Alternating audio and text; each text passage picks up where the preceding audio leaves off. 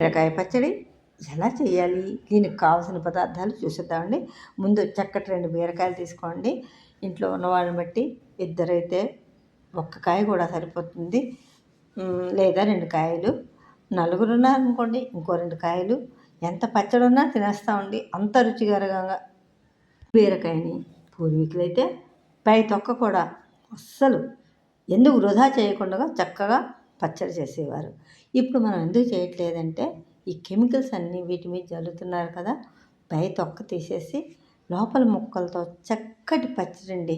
ఇంక ఏమీ అక్కర్లేదు. ఈ పచ్చడి అన్నం కాస్తంత నెయ్యి కానీ పప్పు నూనె కానీ మీరు వాడకం కూడా పప్పు నూనె వాడండి. ఎక్కువగా తినడం వలన ముడుకులు నొప్పులు, మోచేతి నొప్పులు, ఎటువంటి నొప్పులు లేకుండా ఉండటమే కాకుండా ఆరోగ్యం అండి. ఇక మనం ఈ పచ్చడి ఎలా చేయాలి? తీసేసి చిన్న చిన్న ముక్కలు తరగాలి. ఇవి శుభ్రంగా ఒకసారి కడిగేసుకుందాం.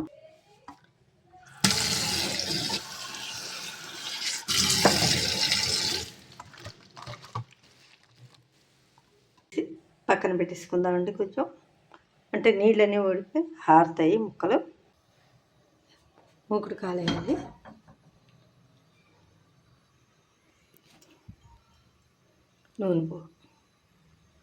నూనె వేయాలి. నూనె వేడెక్కింది. శనగపప్పు, మినపప్పు, జీలకర్ర అండి. ఇంకేం అక్కర్లేదు. బాగా దోరగా ఎరుపు రంగు వచ్చే వరకు వేయించుకోవాలి. రంగు మారిందండి, వేగిస్తాయి. ఇప్పుడు మిరపకాయలు ఎక్కువ వేయకండి, కారం బాగా పట్టదు. బీరకాయకి కారం పట్టదు, మళ్ళీ తినలేరండి. పచ్చడి యొక్క రుచి పోతుంది. స్టవ్ కట్టేసాను, వేగిపోయాయి. ఉప్పు వేసామనుకోండి తొందరగా వేగుతుంది.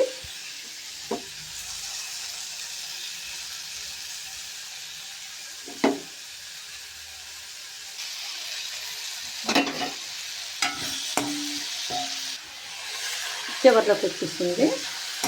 మీరు అటు ఇటు వెళ్ళకుండా దగ్గరుండి వేయించేస్తే ఇంకేంటంటే చివరిలో ఉంది కదండి, స్టవ్ కట్టేస్తే పచ్చి చేసుకోవచ్చు.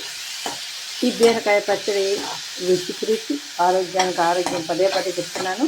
అందరూ తినే కూరండి. ఇప్పుడు బంగాళదుంప వండారనుకోండి, అందరూ తినడానికి కుదరదండి. ఆరోగ్యంగా ఉన్నవాళ్ళు తింటారు, అనారోగ్యంగా ఉన్న వాళ్ళకి మరో కూర వండాలి.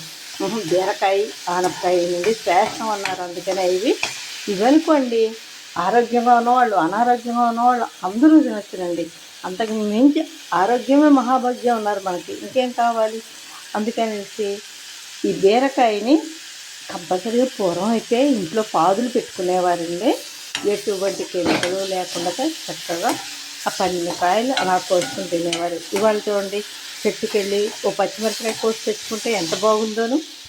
మనకి బీరకాయ పచ్చడిలోకి ఒక పచ్చిమిరపకాయ కావాలండి. మా చెట్టుదే వెతుకుతున్నాను. ఎందుకంటే బీరకాయ కారం పట్టదు, తినలేరు. ఒక పచ్చిమిరపకాయ కోసం చూస్తున్నాను, దొరికింది.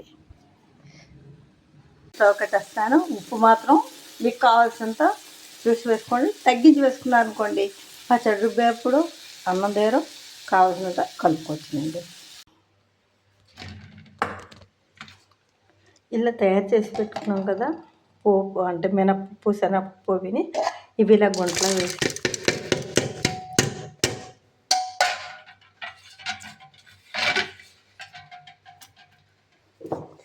కందమందా కొట్టేసుకుంటే, ఎందుకంటే మిక్సీలో వేసామనుకోండి మెత్తగా అయిపోతుంది. మరి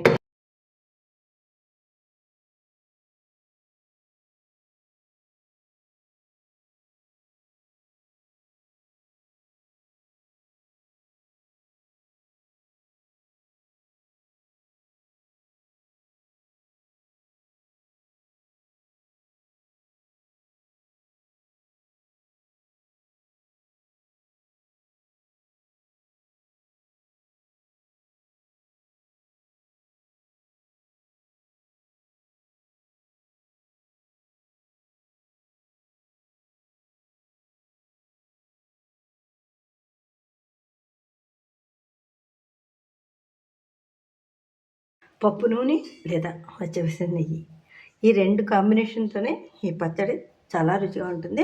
అందులో చెప్పడం మర్చిపోయాను, మీకు నువ్వుపప్పు పొడి కావాలి అనుకుంటే కనుక పప్పు వేయించేసి వీటితో పాటే వేయాలి. నేను గుర్తుకొచ్చింది ఇప్పుడు. పొడి ఇంకా కలపాలి, కలిపాక మీకు చూపిస్తానండి. ఇందులో కొద్దిగా నువ్వు పొడి మీకు ఇష్టమైతే వేసుకోండి, ఇష్టమైతే మానేయచ్చు, కలిపేయచ్చును. పొడి అయితే మీ ఇంట్లో ఉంటే ఇలా కలుపుకోండి. పొడి లేకపోతే పప్పు మామూలుగా పోపు వేయిస్తాం కదా, పౌడర్ వేశారు కదా, ఆ పౌడర్లోనే నువ్వుపప్పు కూడా వేసి వేయించేసి పొడి చేస్తే చాలా రుచిగా ఉంటుంది. వెల్లుల్లిపాయ కూడా వేసుకోవచ్చు మీరు తినేటట్లయితే. ఇదండి ఎంతో పౌష్టికాహారం. బీరకాయ పచ్చడి తిని చూడండి, అద్భుతం అనేసి మీరే అంటారు. ఇలా తయారు చేయండి, చాలా బాగుంటుంది. కానీ బీరకాయ మాత్రం ఉడికించకండి, ఇలా వేయించాలి. వేయిస్తేనే పచ్చడి బాగుంటుంది. ఇదండి అద్భుతం అనిపించే బీరకాయ పచ్చడి. మీకు నచ్చితే మీ ఇంట్లో కూడా ప్రయత్నించండి. నచ్చితే కాదండి, తయారు చేయండి. ఎంత బాగుంటుందో. ఆబాల గోపాలం అంటారు కదా, చిన్నపిల్లల దగ్గర నుంచి పెద్దవాళ్ళ వరకు అందరూ ఆహా అనిపించేట్లుగా మిమ్మల్ని పొగడ్తలతో ముంచెత్తేసి మరీ తింటారు. ఒకసారి ప్రయత్నించండి. అలాగని ఈ వీడియో నచ్చితే లైక్ చేయండి, షేర్ చేయండి. Please subscribe.